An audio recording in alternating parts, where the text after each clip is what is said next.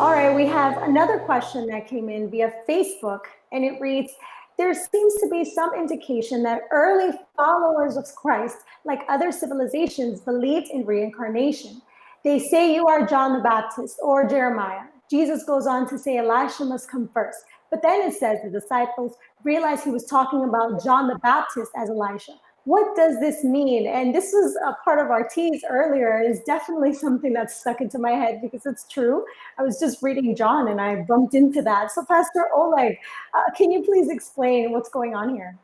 Yeah. So this incident is recorded in multiple Gospels, but in Matthew chapter 17, verses 10 through 13, this is where we can especially talk about.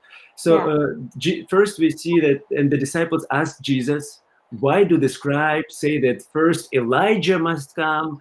And then he answered, Elijah does come, and he will restore all things. But I tell you that Elijah has already come. So Elijah has already come, and then he continues and says, and then disciples, it's verse 13 says, then the disciples understood that he was speaking to them about John the Baptist. So it is true that there is an indication, it looks like there is a belief in incarnation, that Elijah then was turned into John the Baptist in the first century. But throughout the literature of the first few centuries, early Christians, we don't find any indications that they believed in incarnation. What we do find, they believed in resurrection, because obviously Jesus resurrected.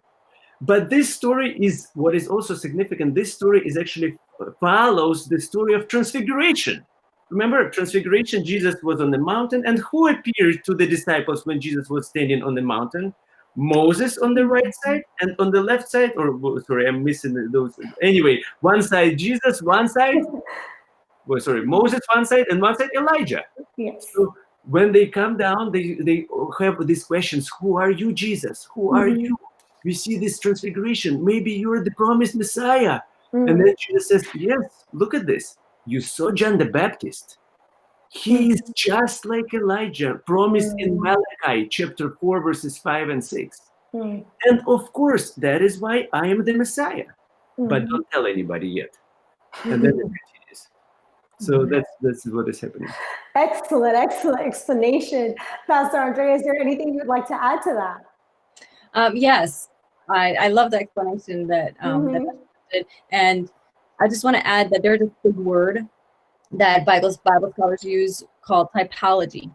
And that's really what's happening in this verse. Typology just means that something is like something else, right? And so Jesus' point, those verses are pointing out the fact that Elijah is like John the Baptist because it's about the action, past action. So Elijah was about preparing people for worship, for giving their hearts to God, for repentance, right? And that's what John the Baptist is doing. He's preparing the people for Jesus through just that call for worshiping God and repentance and giving your life to God. And so that's where you see that, okay, something is like something else. And that's why in those verses, it's talking about, okay, Elijah and John the Baptist are alike.